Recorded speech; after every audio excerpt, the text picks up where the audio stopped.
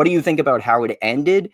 And then, Okay. just like a general impression of the I would season. say I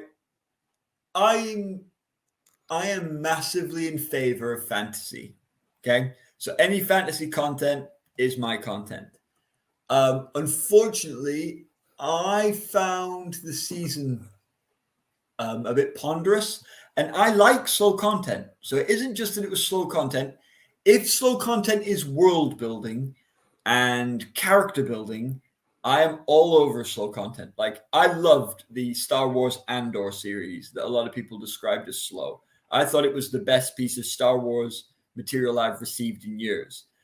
So it's not that just that it was slow, but I think the problem for me is it wasn't a very, very good slow.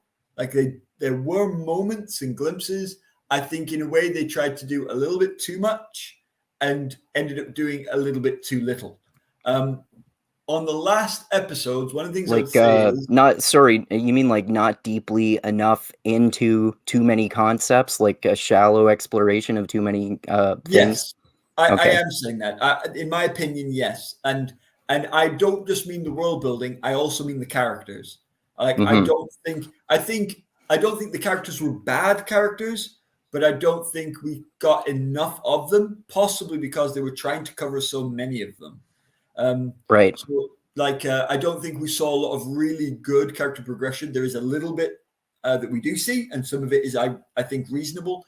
And on my judgment in the last episodes, I would say the best things I can tell them is they really took off a bit then, right? The last few episodes is where a lot of the action is, a lot of the impact on the storyline.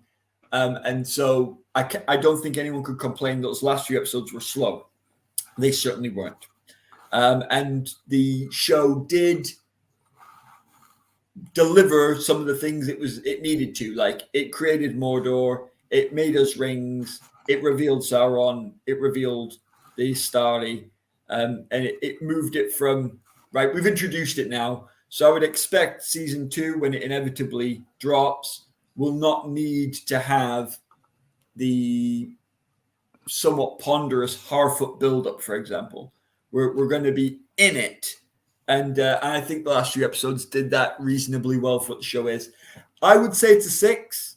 But I want to caveat that by saying that I went into it hoping for 10, right? And I am someone who you can get a 10 from.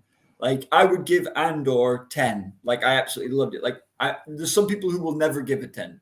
I'm generous. I'm easily pleased by my content, and I'm disappointed that the show irked me in some ways that had me lower it in my entertainment value. I also have to say that my wife, who is not a Lord of the Rings fan necessarily, not really a nerd at all, because some of the things that irked me are nerd problems. Right. But my wife doesn't have those nerd problems. She does not rate the show highly either. So it is a storyline issue more than the small, intricate problems that are more to do with lore issues that I have as a fan of the Silmarillion and of the Lord of the Rings.